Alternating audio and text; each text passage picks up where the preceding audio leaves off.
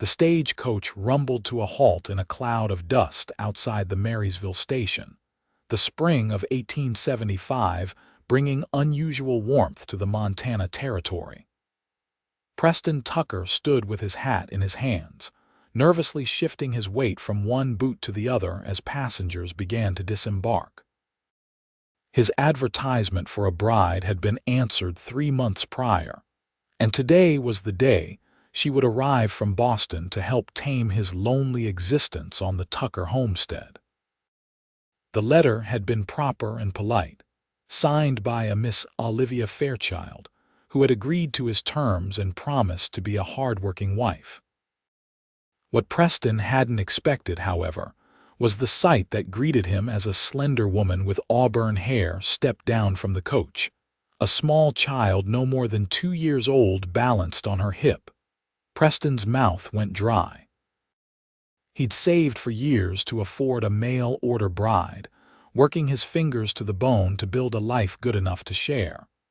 But nowhere in their correspondence had Miss Fairchild mentioned a child. "Mr. Tucker?" she asked, her voice carrying a slight tremor as she approached him. Her green eyes held a mix of hope and fear that made Preston's chest tighten. "Miss Fairchild," he managed to reply, his eyes moving between her face and the child, a little girl with the same auburn curls who stared at him with wide, curious eyes. Olivia swallowed hard. "I know this isn't what you expected, Mr. Tucker. I understand if you wish to reconsider our arrangement." The station master and several onlookers had stopped to watch the exchange, their expressions ranging from curiosity to judgment. Preston felt their eyes on him as he struggled to find words. "I reckon I ordered one," he finally said, his voice low enough that only Olivia could hear, "but it seems I've been blessed with 2. Relief flooded Olivia's face, her eyes welling with tears. She quickly blinked away. "This is my daughter, Emily," she said, her voice steadier now. "She's just turned 2. Preston nodded, offering a small smile to the little girl who buried her face in her mother's shoulder. "Got the wagon just over yonder," he said, gesturing toward a sturdy farm wagon hitched to 2 chestnut horses. "We best get your things loaded. It's a fair ride to the homestead." As Preston lifted Olivia's trunk into the wagon, he caught snippets of whispers from townsfolk. Words like scandalous and fallen woman reached his ears, causing a flare of protectiveness he hadn't expected to feel. He'd never been one to care much for gossip, but seeing the way Olivia held her head high despite the judgment settling around her like dust stirred something in him. "Don't mind them," he said as he helped Olivia and Emily into the wagon. "Folks in Marysville like to talk, but they're decent enough once they know you." "I'm used to it, Mr. Tucker," Olivia replied, arranging her skirts as she settled on the wooden seat, "though I must thank you for not turning us away. Many would have." Preston climbed up beside her, taking the reins. "Call me Preston, and I'm a man of my word, Miss Fairchild. We had an agreement." "Olivia, please," she corrected, adjusting Emily on her lap, "and I promise you won't regret your decision.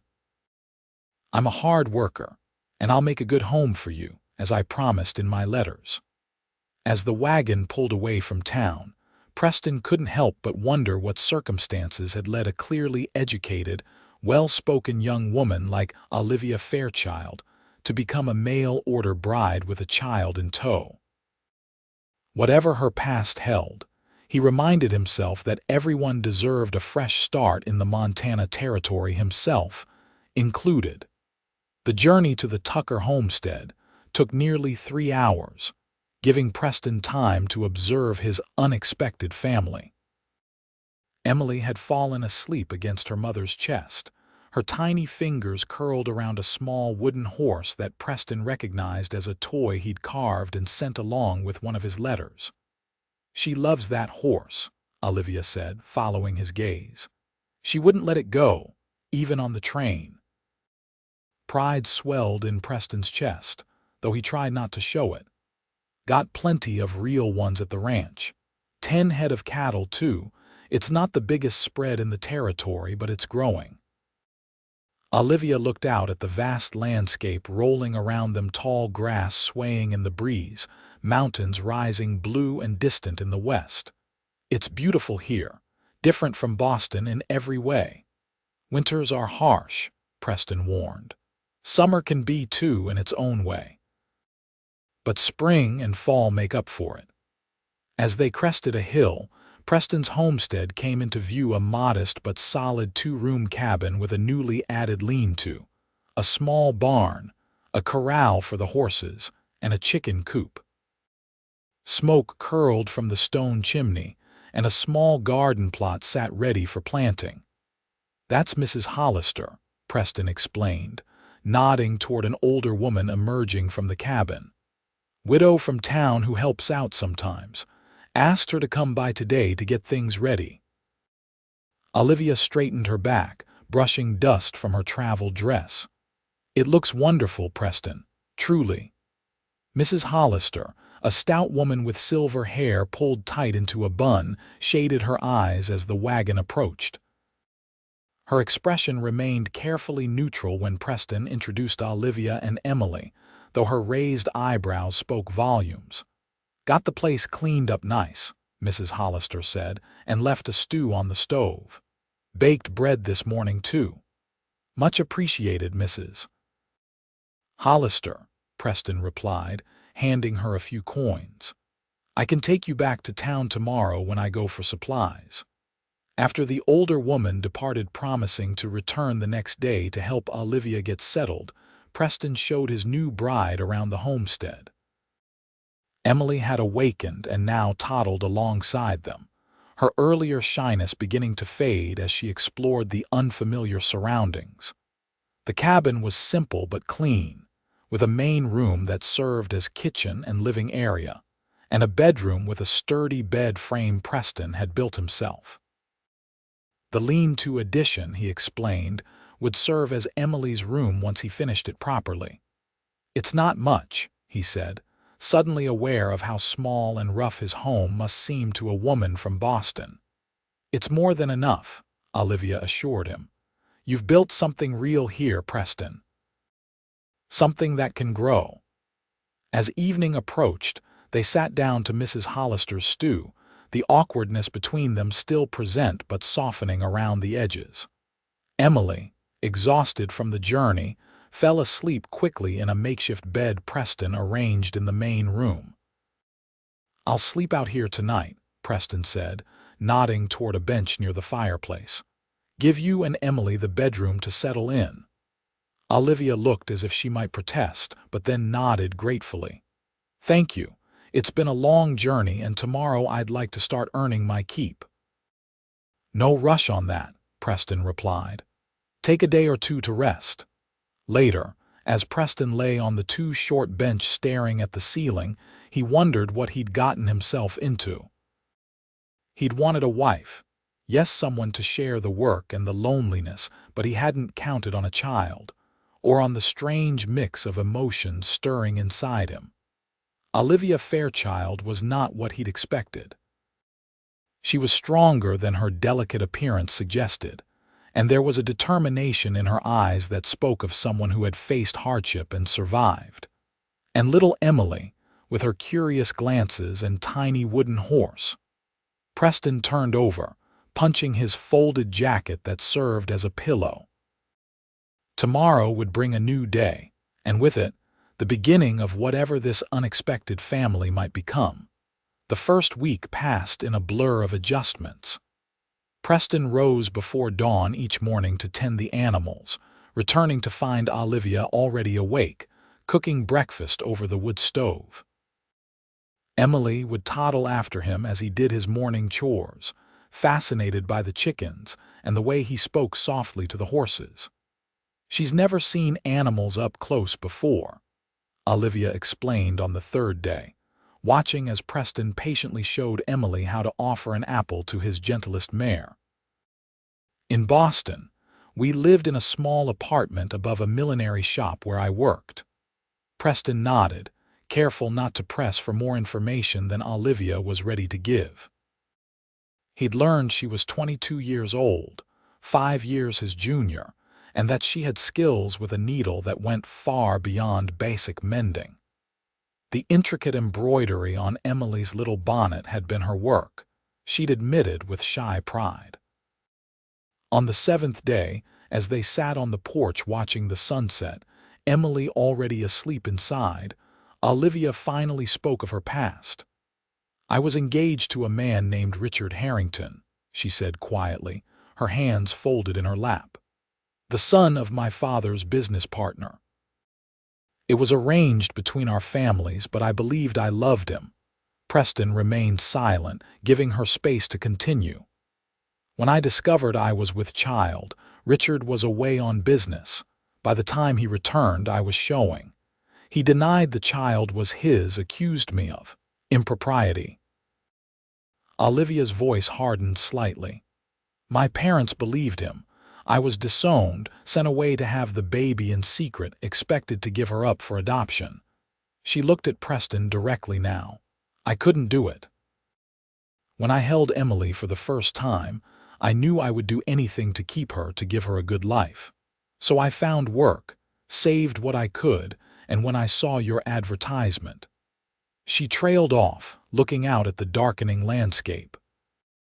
"I didn't tell you about Emily in my letters because I feared you would reject my application. It was wrong of me to deceive you, and I apologize for that." Preston considered her words carefully. "No need for apologies," he said finally. "That Harrington fellow sounds like a coward to me." "And your folks?" He shook his head. "Family's supposed to stand by you." "Is that why you're alone out here?" Olivia asked gently. "No family," Preston shifted in his chair. "Lost my pa in the war. Ma followed a few years later, consumption. My older brother went back east, made his fortune in railroads. Sends a letter at Christmas." He shrugged. "Always wanted my own place, though, something I built with my own hands." They sat in companionable silence as the first stars appeared. For the first time since her arrival, Preston felt the tension between them ease, like a knot slowly coming undone. The next morning, as Preston repaired a section of fence, he found himself watching Olivia hang laundry, Emily helping by handing her clothes pins.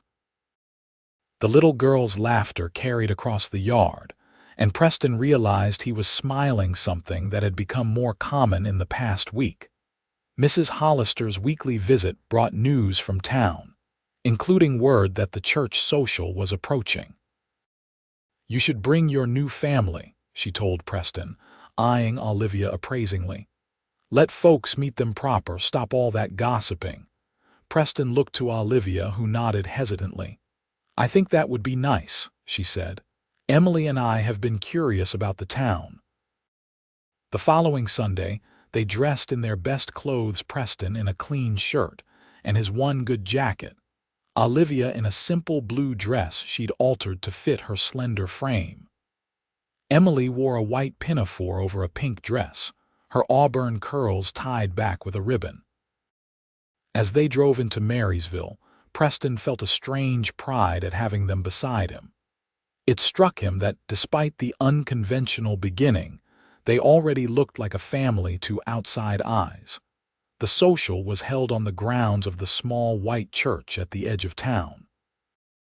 Tables laden with food stretched under the shade of cottonwood trees, and children ran playing between groups of adults engaged in conversation. Their arrival caused a predictable stir. Whispers followed them as Preston guided Olivia through introductions to neighbors and townspeople. Some were welcoming, others coolly polite, but Preston stood tall beside his new wife, his hand occasionally coming to rest reassuringly at the small of her back. "Don't mind the Simmons sisters," he murmured after a particularly frosty exchange. "They've been hoping to marry me off to their niece for years." Olivia laughed softly, the sound warming Preston unexpectedly. "And here I've spoiled their plans." "Tucker," a booming voice called. Preston turned to see Samuel Wright, owner of the general store and an old friend of his father's, approaching with a broad smile. "About time you brought your bride to meet us proper." Samuel's genuine welcome eased the way for others, and soon Olivia found herself engaged in conversation with several of the younger wives while Emily played with their children under the watchful eyes of the mothers. "Your little girl is precious," said Mary Cooper, wife of the blacksmith. "She has your eyes." Olivia hesitated only briefly. "Thank you," she replied, accepting the kindness without correction.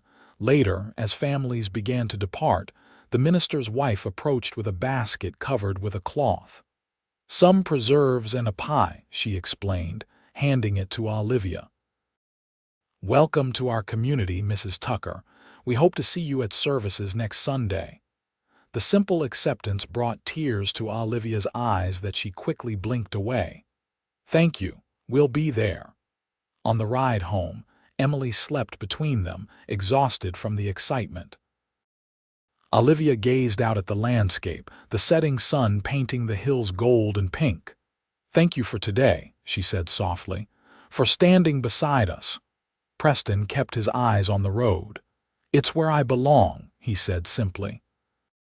That night, after tucking Emily into her bed, Olivia found Preston on the porch, staring at the stars. "I've been thinking," he said without turning. "If you're agreeable, I'd like to officially adopt Emily. Give her my name proper." Olivia's breath caught. "Preston, you don't have to. I know I don't have to," he interrupted gently. "I want to. That is, if you're planning to stay." She moved to stand beside him. "We're staying, Preston, for as long as you'll have us." He turned to face her then, his expression serious. "I know we didn't start this in the usual way. Marriage is supposed to come after, feelings develop, but I think maybe we could try it the other way around." "What are you saying?" Olivia asked, her heart beating faster. "I'm saying I'd like for us to be a real family, not just on paper." "But I won't rush you, Olivia. We can take our time, get to know each other proper." Olivia reached out, tentatively placing her hand on his arm. "I'd like that very much."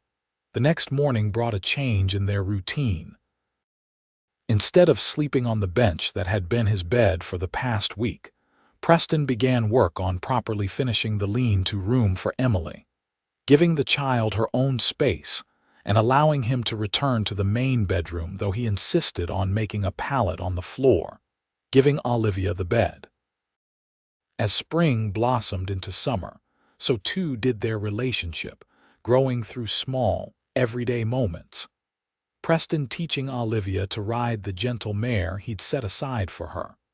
Olivia showing Preston how her mother had taught her to make dumplings that melted in the mouth.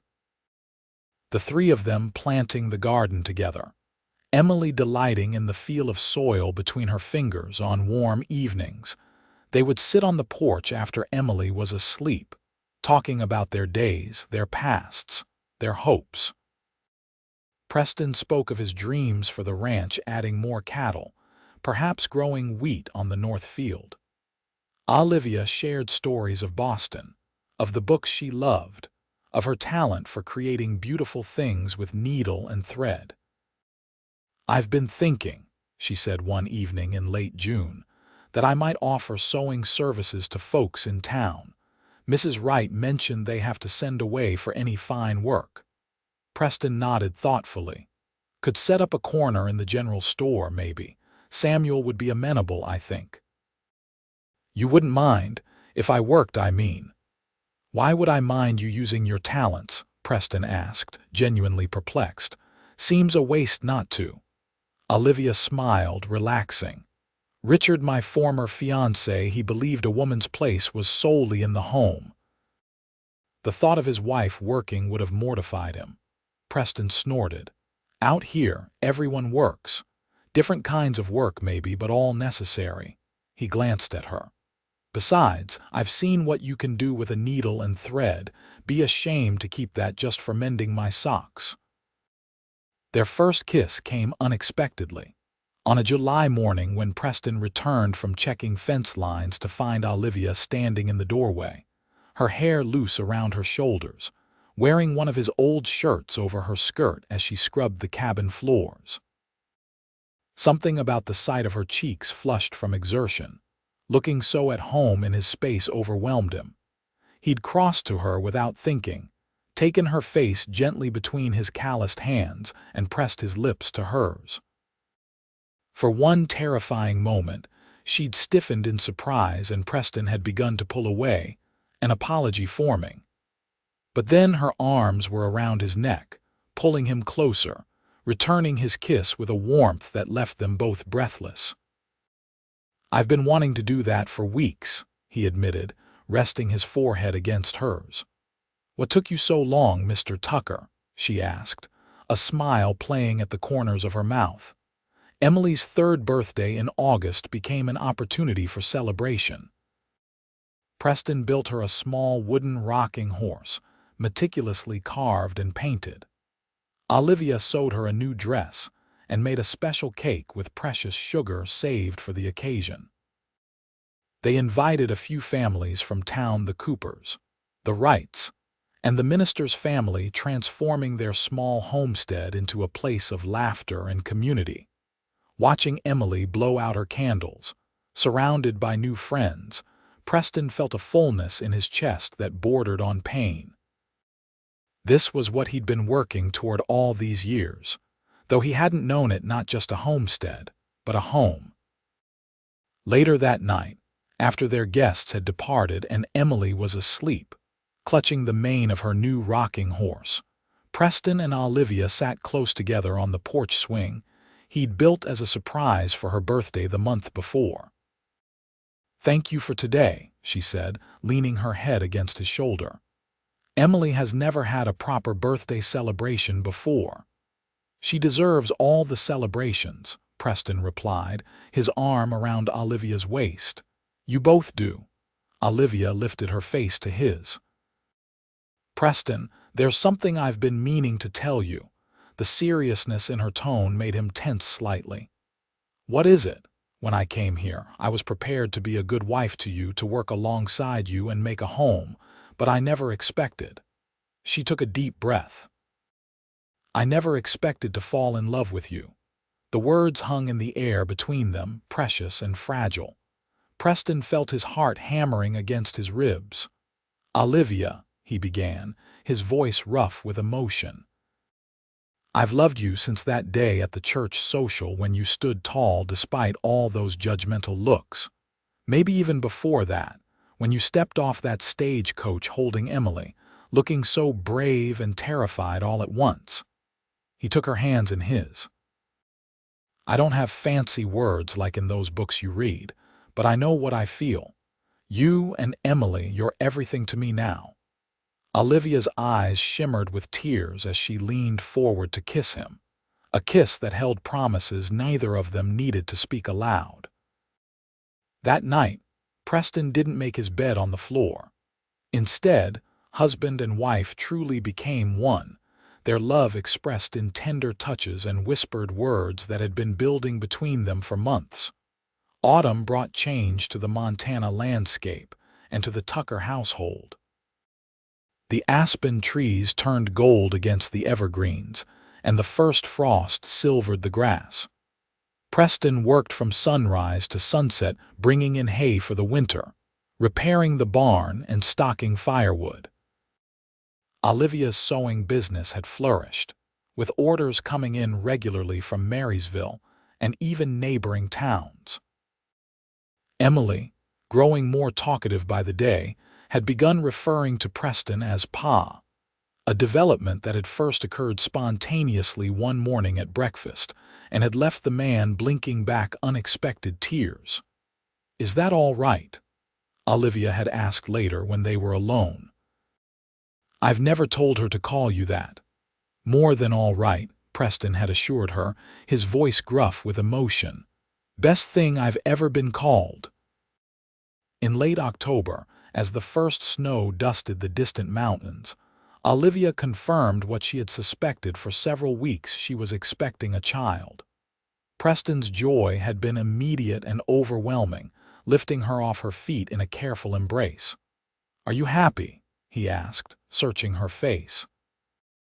"I know we hadn't planned. I'm beyond happy," Olivia assured him, placing his hand on her still flat stomach.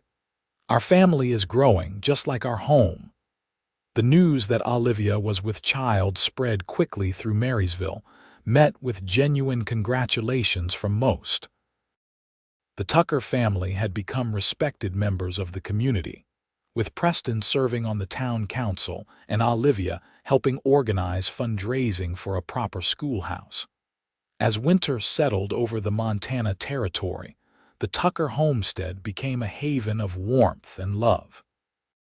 Preston had built Emily a proper bed, decorated with carvings of wildflowers. Olivia transformed their modest cabin with touches that made it uniquely theirs: curtains she'd sewn from fabric, ordered from back east, a colorful quilt for their bed made from scraps of meaningful fabrics, including the dress Emily had worn when they first arrived. Christmas approached with mounting excitement, especially from Emily, who was now old enough to understand the holiday. Preston spent evenings carving small toys for her, while Olivia sewed dolls and tiny clothes in secret after Emily was asleep. A week before Christmas, a letter arrived from Boston, the first communication Olivia had received from her past life. Preston watched with concern as she opened it with trembling fingers. "It's from my mother," she said softly, scanning the pages. "My father passed away 2 months ago. Heart failure." Her voice caught. "She wants to reconcile, says she was wrong to turn me away." Preston moved to her side, placing a supportive hand on her shoulder. "What do you want to do?" Olivia looked up at him, her expression a complex mix of emotions. "I don't know. Part of me wants to forgive her, especially now." Her hand drifted to her growing belly. "But another part remembers how they abandoned us when we needed them most." "You don't have to decide today," Preston assured her. "Take some time to think on it." Olivia nodded, folding the letter carefully.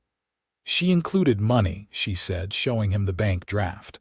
"A substantial amount, says it's Emily's inheritance from my father." Preston whistled low. "That would buy a lot of cattle, or help build a bigger house," Olivia suggested. "With the new baby coming." "We'll figure it out together," Preston promised. "Whatever you decide about your mother, I'll support you."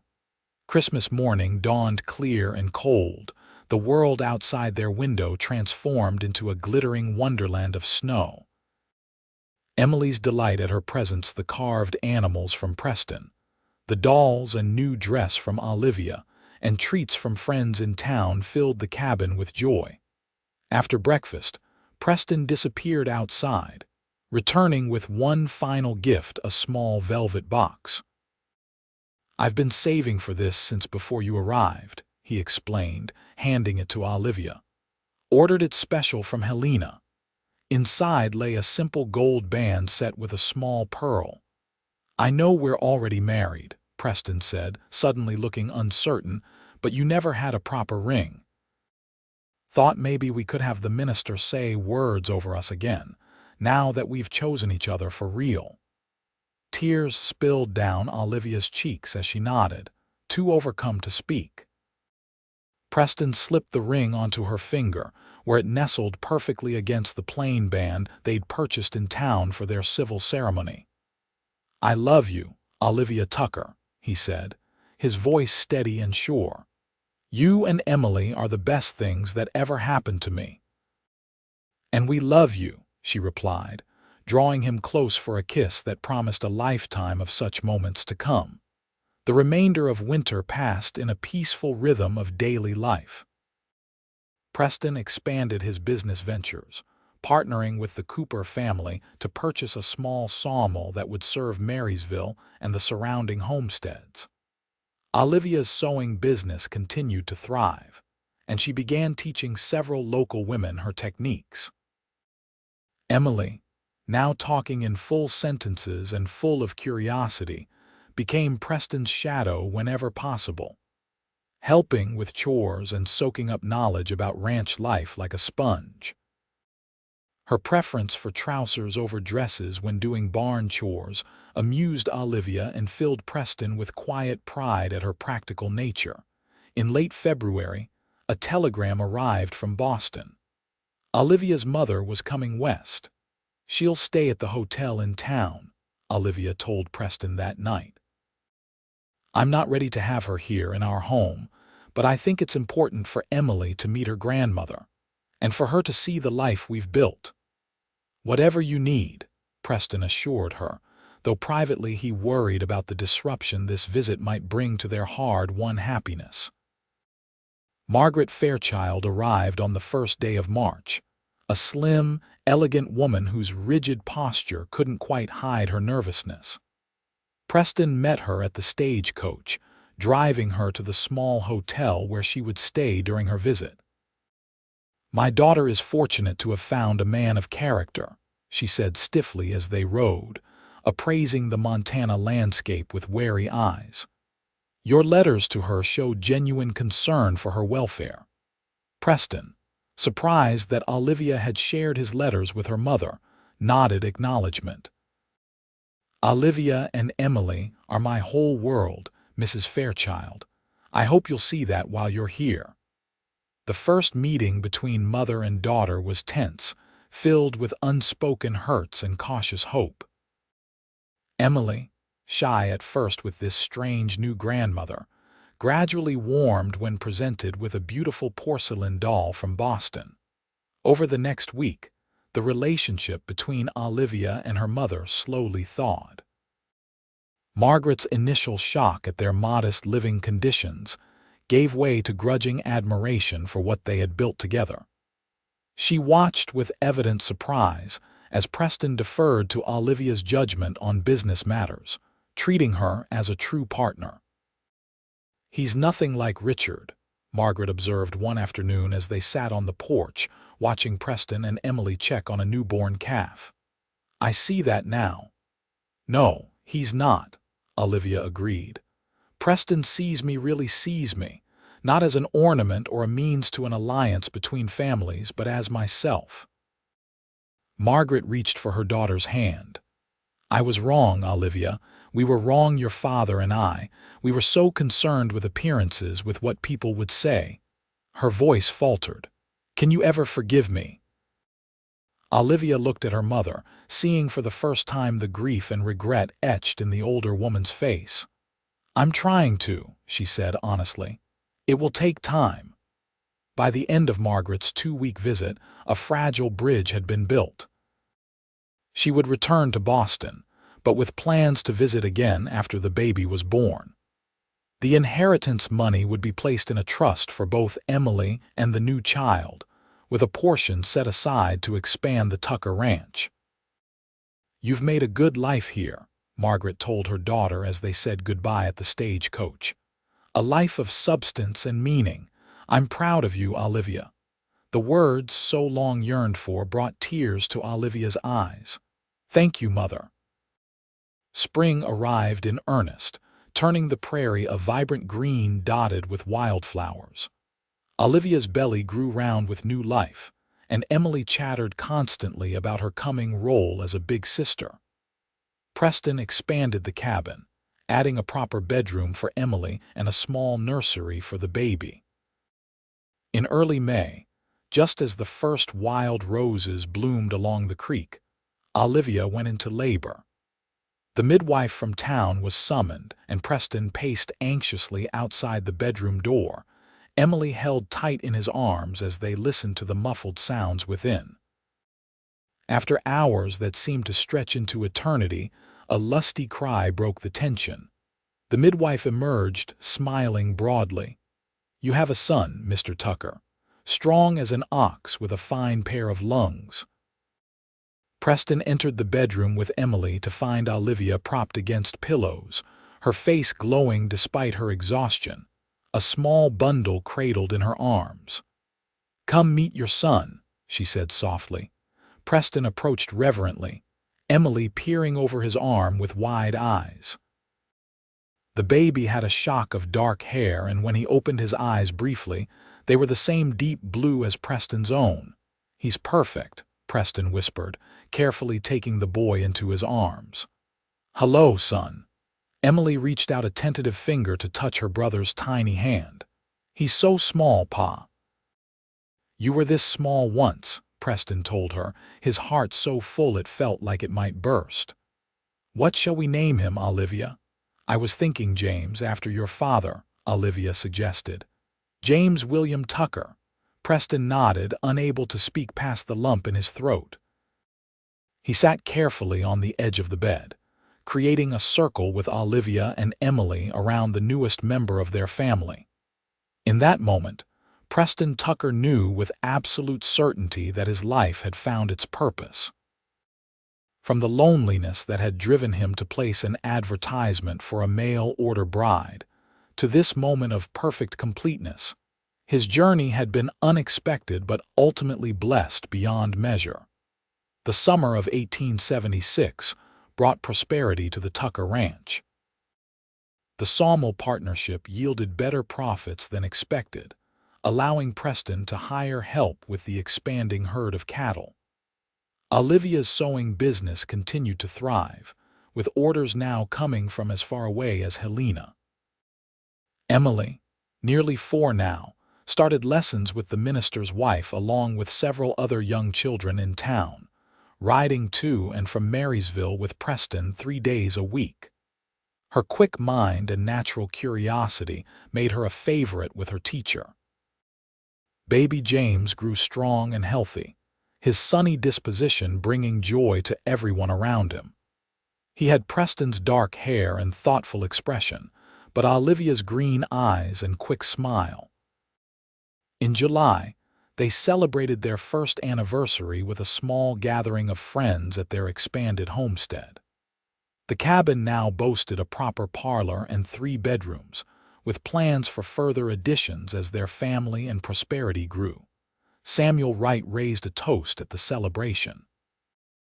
To the Tuckers' proof that sometimes the best things in life come in unexpected packages. Preston, his arm around Olivia and Emily at his side, looked around at the home and family they had built together. "I thought I was getting a helper when I sent for a bride," he said, his voice carrying clearly across the gathering.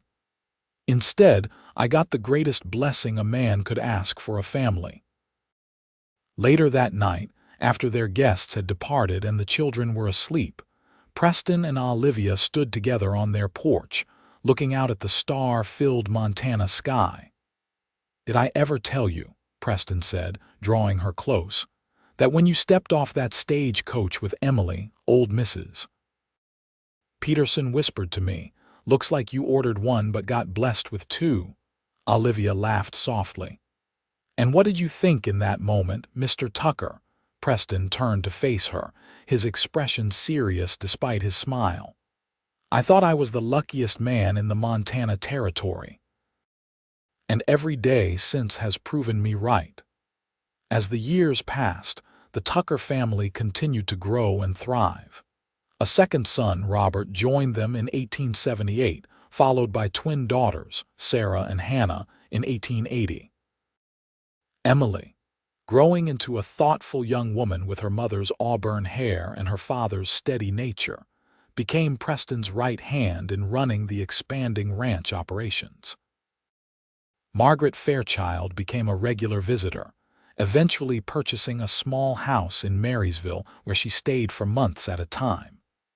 The relationship between mother and daughter healed slowly but completely, and Margaret found unexpected joy in her role as grandmother.